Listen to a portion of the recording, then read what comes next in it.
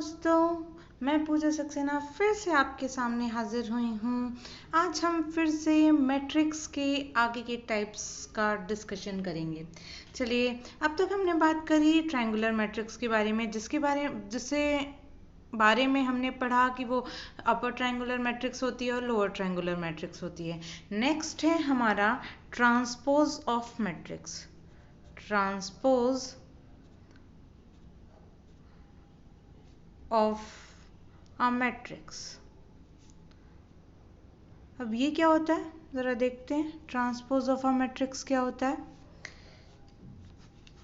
यदि किसी मैट्रिक्स के अंदर उसके सभी रो के एलिमेंट्स को कॉलम की फॉर्म में लिख दिया जाए और कॉलम के एलिमेंट्स को रो की फॉर्म में लिख दिया जाए, तो हमें जो मैट्रिक्स मिलेगी उसे हम कहेंगे गिवन मैट्रिक्स का ट्रांसपोज।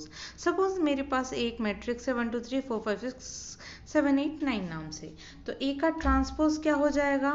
ट्रांसपोज ऑफ ए हो जाएगा इज इक्वल्स टू, इसे हम डैश से रिप्रेजेंट करते हैं, ए डैश।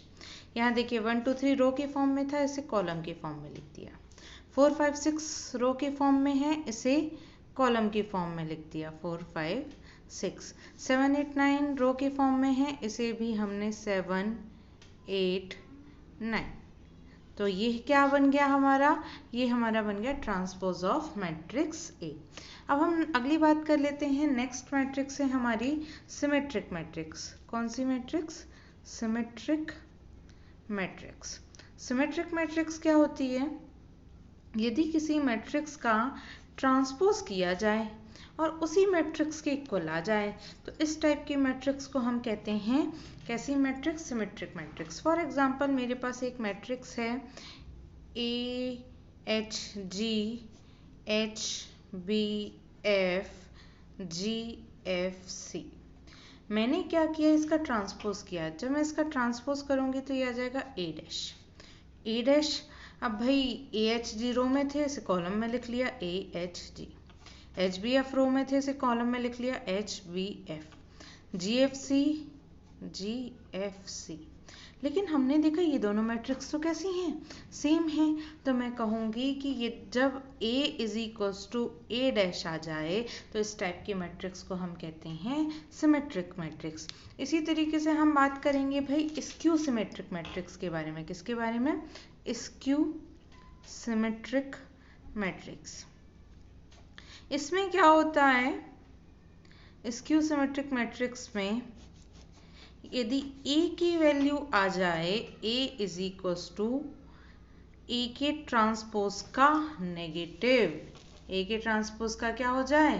नेगेटिव। फॉर एग्जांपल यदि मेरे पास में एक मैट्रिक्स है 0 एच जी माइनस के एच 0 एफ माइनस के जी माइनस के एफ 0, ठीक है। अब मैंने इसका जब ट्रांसपोज किया तो ट्रांसपोज क्या हो जाएगा? ए डैश हो जाएगा 0 एच जी, ठीक है, रो कॉलम में लिख लिया, माइनस के एच 0 एफ माइनस के जी माइनस का एफ 0।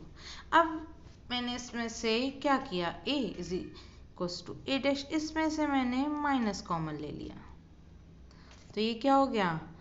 ये हो गया 0 माइनस का एच माइनस का जी, एच 0 माइनस का एफ, और साथ में हो गया जी एफ और 0। अच्छा ये क्या है? ये तो ए की वैल्यू है, तो ये क्या हो गया? ये हो गया हमारा A dash is equals to minus का ए। तो इस टाइप की मैट्रिक्स को हम कहते हैं स्क्यू सिमेट्रिक मैट्रिक्स। नेक्स्ट हम बात कर लेते हैं। नेक्स्ट मैट्रिक्स है हमारी कंजुगेट मैट्रिक्स। कौन सी matrix? Conjugate matrix. Conjugate matrix. Conjugate matrix क्या होती है दोस्तों? कॉन्जुगेट मैट्रिक्स में हम उस मैट्रिक्स के सभी एलिमेंट्स का कॉम्प्लेक्स कॉन्जुगेट कर देते हैं।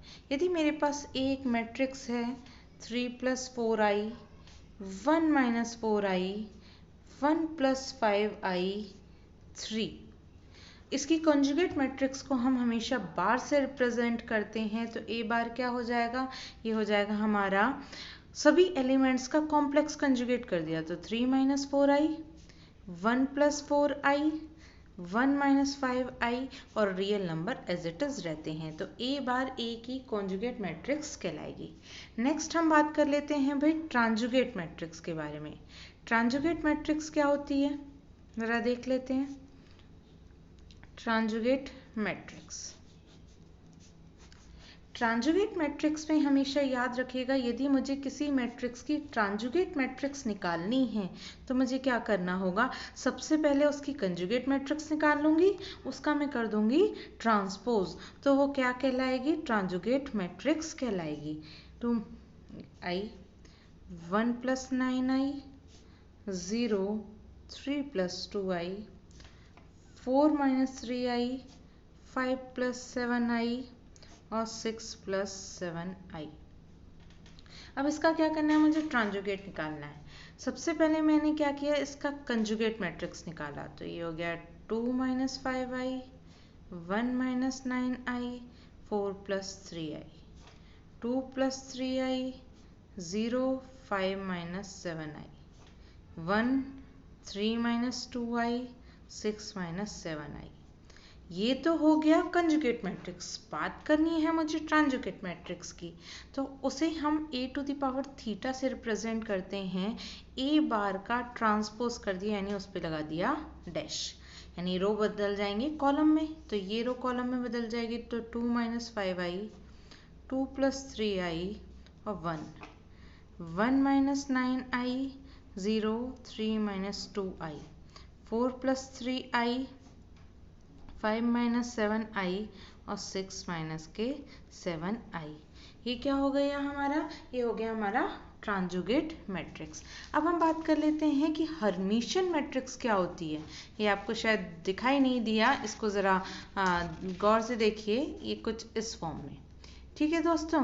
अब हम बात कर लेते हैं हर्मिशियन मैट्रिक्स क्या होती है भाई हमारी।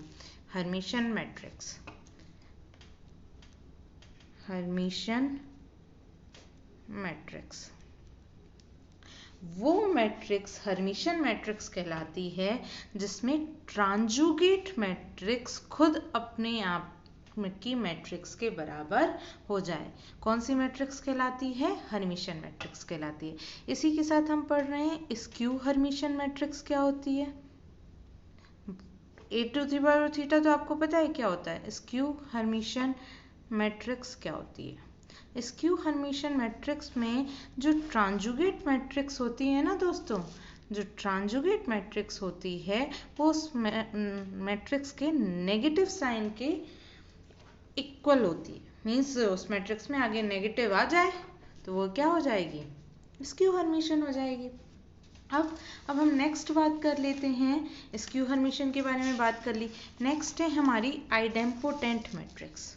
कौन सी मैट्रिक्स, आइडेम्पोटेंट मैट्रिक्स। अब आइडेम्पोटेंट मैट्रिक्स में क्या होता है, यदि किसी मैट्रिक्स का हमने किया स्क्वायर और वो खुद अपने आप के इक्वल हो जाए तो उस टाइप की मैट्रिक्स को हम कहते हैं आइडेम्पोटेंट मैट्रिक्स। नेक्स्ट हम बात करते हैं निलपोटेंट मैट्रिक्स के बारे में। अब निलपोटेंट मैट्रिक्स क्या होती है जरा देखते हैं। निलपोटेंट मैट्रिक्स, वो मैट्रिक्स निलपोटेंट मैट्रिक्स कहलाती है जो किसी पावर पर जाकर नल मैट्रिक्स बन जाए और उससे पहले वो कहीं भी नल मैट्रिक्स ना हो। मान लीजिए एक नल मैट्रिक्स है, a⁴ पे जाके तो वो नल मैट्रिक्स बन रही है, लेकिन उसकी कंडीशन होनी चाहिए कि a⁻2, a⁻3 कहीं भी वो नल मैट्रिक्स नहीं होनी चाहिए। तो इस टाइप की मैट्रिक्स को हम कहते हैं क्या, निलपोटेंट मैट्रिक्स। नेक्स्ट है हमारी इनवॉल्यूटरी मैट्रिक्स। अब इनवॉल्यूटरी मैट्रिक्स क्या होती है दोस्तों।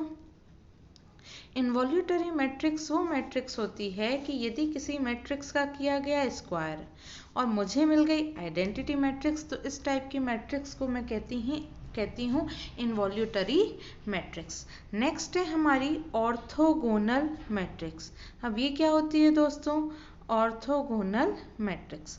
ऑर्थोगोनल मैट्रिक्स में यदि किसी मैट्रिक्स का प्री या पोस्ट मल्टीप्लाई उसके ट्रांसपोज से कर दिया जाए और हमें क्या मिल जाए, हमें आइडेंटिटी मैट्रिक्स मिल जाए, तो इस टाइप की मैट्रिक्स को हम कहते हैं ऑर्थोगोनल मैट्रिक्स। अगली है हमारी यूनिटरी मैट्रिक्स। अब ये क्या तो होती है दोस्तों, वो मैट्रिक्स यूनिटरी मैट्रिक्स कहलाती है यदि उसका प्री या पोस्ट मल्टीप्लाई उसकी ट्रांजुगेट मैट्रिक्स के साथ में कर दिया जाए। ए टू द पावर थीटा क्या है, ए का ट्रांजुगेट, और हमें क्या रिजल्ट में मिल जाए, हमें मिल जाए आइडेंटिटी मैट्रिक्स। तो इस तरीके की मैट्रिक्स को हम कहते हैं यूनिटरी मैट्रिक्स। दोस्तों ये थे हमारे मैट्रिक्स के टाइप। अब मैंने जो प्रीवियस ईयर्स के पेपर्स में ऑब्जर्व किया है कि छोटे छोटे क्वेश्चंस इन पर बेस्ड बन जाते हैं, तो नेक्स्ट वीडियो में हम उन क्वेश्चंस के बारे में चर्चा करेंगे। प्लीज़ दोस्तों मेरी वीडियो को लाइक करिए और चैनल को सब्सक्राइब करिए ताकि इस तरीके की वीडियो मैं आपके सामने पेश कर सकूं। फिर मिलेंगे आपसे इसी चैनल पर।